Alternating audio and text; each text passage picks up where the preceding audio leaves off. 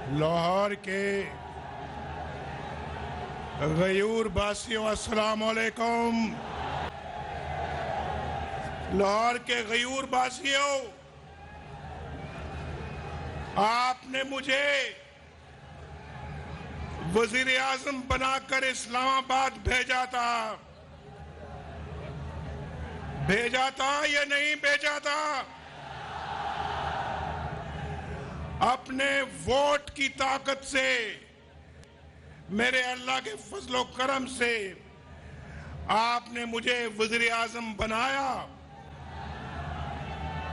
اور پانچ لوگوں نے مجھے نااہل قرار دیا۔ آپ کو منظور ہے؟ میاں محمد نواز شریف 25 دسمبر 1949 کو پنجاب کے سب سے بڑے شہر لاہور میں پیدا ہوئی۔ ان کے والد محمد شریف ایک اعلیٰ متوسط طبقے کے تاجر اور صنعت کار تھے، جن کا خاندان کشمیر اننت ناگ سے ہجرت کر کے آیا تھا۔ وہ 20ویں صدی کے آغاز میں کشمیر سے ہجرت کر کے پنجاب امرتسر میں آباد ہوئی۔ اس کی والدہ کا خاندان پلوامہ کشمیر سے تھا۔ قیام پاکستان کے وقت نواز شریف کے والدین امرتسر سے ہجرت کر کے لاہور آ گئے۔ ان کا خاندان اتفاق گروپ کا مالک ہے، جو ایک multi million dollar steel company ہے۔ اس کے علاوہ شریف گروپ زراعت، ٹرانسپورٹ اور شوگر ملوں کے بھی حصے دار ہیں۔ نواز شریف کے 2 چھوٹے بھائی ہیں، جن میں شہباز شریف اور عباس شریف شامل ہیں۔ نواز شریف نے سینٹ اینتھونی ہائی اسکول اور پھر گورنمنٹ کالج یونیورسٹی سے آرٹ اور بزنس کی ڈگری حاصل کی، اور پنجاب یونیورسٹی کے لا کالج سے قانون کی ڈگری حاصل کی۔ نواز شریف کو اس وقت مالی نقصان اٹھانا پڑا جب ان کے خاندان کے سٹیل کے کاروبار کو سابق وزیر اعظم ذوالفقار علی بھٹو نے نیشنلائزیشن پالیسی کے تحت قومی تحویل میں لے لیا۔ کہا جاتا ہے کہ یہی وجہ تھی کہ جس نے نواز شریف کو سیاست میں آنے دیا۔ 1976 میں نواز شریف نے پاکستان مسلم لیگ میں باقاعدہ شمولیت اختیار کی۔ مئی 1980 میں جنرل جیلانی، جو پنجاب صوبے کے فوجی گورنر تھے، ایک شہری رہنما کی تلاش میں تھے۔ فوری طور پر نواز شریف کو ترقی دے کر وزیر خزانہ بنا دیا گیا، اور 1981 میں نواز شریف جنرل جیلانی کی زیر قیادت پنجاب ایڈوائزری کونسل میں شامل ہوئے۔ 1980 کی دہائی کے دوران نواز شریف جنرل ضیاء الحق کی فوجی حکومت کے حامی کے طور پر سامنے آئی۔ ضیاء الحق نے نواز شریف کو سٹیل مل واپس کرنے پر رضامندی ظاہر کی۔ امریکی تاریخ دان سٹیفن فلپس کوہن اپنی 2004 کی کتاب آئیڈیا آف پاکستان میں لکھتے ہیں کہ نواز شریف نے بھٹو کو کبھی معاف نہیں کیا۔ 1985 میں وزیر اعظم محمد خان جونیجو کی خواہش کے خلاف نواز شریف کو پنجاب کا وزیر اعلیٰ نامزد کیا گیا۔ 1985 کے انتخابات میں نواز شریف بھاری اکثریت سے کامیاب ہوئے۔ اپنی مقبولیت کی وجہ سے انہیں شیر پنجاب کا لقب بھی ملا۔ اگست 1988 میں جنرل ضیاء کی سیاسی جماعت 2 دھڑوں میں تقسیم ہو گئی، جس میں ایک دھڑے کی قیادت نواز شریف کر رہے تھے۔ دسمبر 1989 میں نواز شریف نے قومی اسمبلی کی نشست رکھنے کے بجائے پنجاب اسمبلی میں رہنے کا فیصلہ کیا۔ 1989 کے اوائل میں پی پی حکومت نے پنجاب اسمبلی میں تحریک عدم اعتماد کے ذریعے نواز شریف کو ہٹانے کی کوشش کی، جسے وہ 152 ووٹوں کے مقابلے میں 106 ووٹوں سے ہار گئے۔ نواز شریف نومبر 1990 کو بھٹو کے بعد پاکستان کے 12ویں وزیر اعظم بنے۔ نواز شریف کی نجکاری پالیسیاں جو 1990 کی دہائی کے وسط میں بے نظیر اور 2000 کی دہائی میں شوکت عزیز دونوں نے جاری رکھی۔ نواز شریف نے جنرل ضیاء الحق کی اسلامائزیشن کی پالیسیوں کو جاری رکھا اور ملک کو اسلامی فلاحی ریاست کے ماڈل پر چلانے کے لیے آرڈیننس اور بیت المال سے غریب یتیموں کی مدد کے لیے قوانین متعارف کیے۔ عراق نے جب کویت پر حملہ کیا تو نواز شریف حکومت نے اقوام متحدہ میں عراق پر تنقید کی، جس سے عراق اور پاکستان کے تعلقات کشیدہ ہو گئے۔ یہ اس وقت ہوا جب پاکستان نے ایران کے ساتھ تعلقات مضبوط کرنے کی کوشش کی۔ 1991 کی خلیجی جنگ کے دوران نواز شریف نے مرزا اسلم بیگ کو حکم دیا کہ وہ سعودی عرب کے شاہی خاندان کو سیکیورٹی دینے کے لیے اسپیشل دستے روانہ کرے۔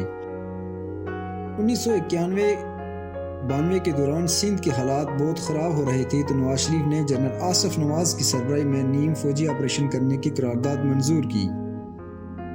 1992 سے 1994 کے دوران کراچی میں سب سے زیادہ خونریزی ہوئی، جس میں بہت سارے لوگ لاپتہ ہوئے۔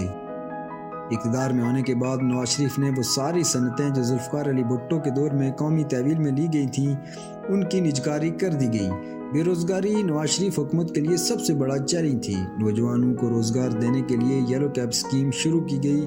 صنعتی نجکاری کے دوران نواز شریف نے سائنس اور ٹیکنالوجی پر حکومتی کنٹرول رکھنے کے لیے بہت سارے اقدامات کیے اور ادارے قائم کیے۔ نواز شریف نے ایٹمی ہتھیاروں اور توانائی کے پروگرام کو اپنی اولین ترجیحات میں سے ایک بنایا اور جوہری پروگرام کو جاری رکھا، جس کی وجہ سے امریکہ نے 1990 میں پاکستان پر پابندیاں عائد کر دیں۔ نواز شریف کی سیاسی ساکھ کو اس وقت بڑا نقصان اٹھانا پڑا جب کچھ کوآپریٹو سوسائٹی سکینڈل سامنے آئے، جس کے ذریعے تقریباً 7 لاکھ لوگوں کی جمع پونجی ڈوب گئی۔ اسی دوران نواز شریف اور صدر غلام اسحاق خان کے درمیان اختیارات کے سنگین مسائل پیدا ہو گئے۔ 1993 کے پارلیمانی انتخابات سے پہلے صدر غلام اسحاق خان نے اسمبلی تحلیل کر دی اور میر بلخ شیر مزاری کو عبوری وزیر اعظم مقرر کر دیا۔ نواز شریف نے اس ایکٹ کو قبول کرنے سے انکار کر دیا اور سپریم کورٹ میں چیلنج کر دیا۔ 26 مئی کو سپریم کورٹ نے فیصلہ سنایا کہ صدارتی حکم غیر آئینی ہے۔ جولائی 1993 میں نواز شریف سے ایک معاہدے کے تحت استعفیٰ لیا گیا اور صدر غلام اسحاق خان کو بھی عہدے سے ہٹا دیا گیا۔ ایک عبوری حکومت قائم کی گئی اور 3 ماہ کے بعد انتخابات کروائے گئے۔ 1993 کے انتخابات میں پیپلز پارٹی اقتدار میں آئی اور نواز شریف نے اپوزیشن لیڈر کے طور پر بھرپور تعاون کا یقین دلایا، لیکن یہ زیادہ دیر نہ چل سکا اور 1996 میں بے نظیر کی حکومت کو بھی ختم کر دیا گیا۔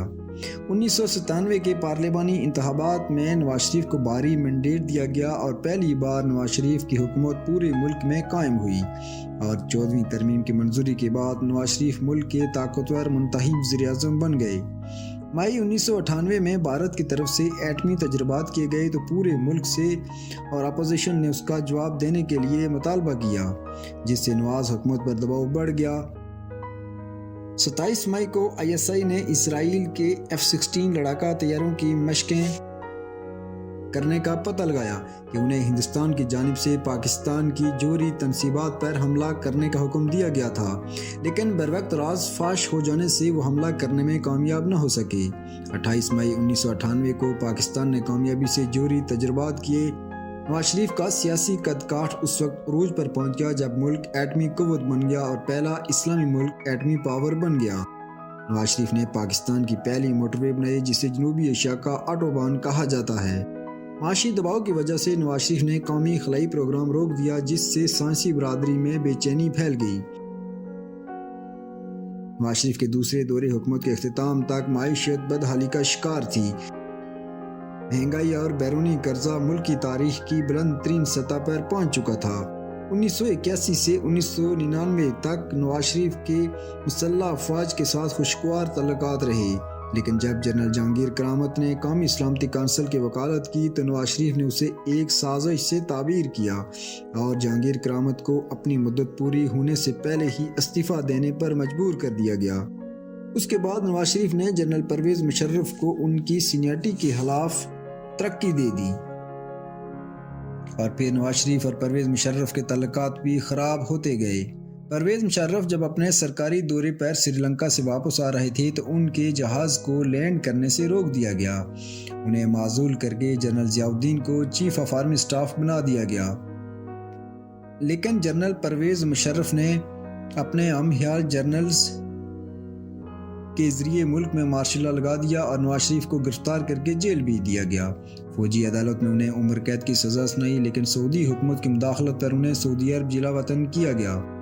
20 نومبر 2007 کو جب مشرف سعودی عربیہ گئے تو سعودی عرب نے تجویز دی کہ اگر بینظیر بھٹو پاکستان واپس جا سکتی ہیں تو نواز شریف کو بھی واپس آنے کی اجازت دی جانی چاہیے۔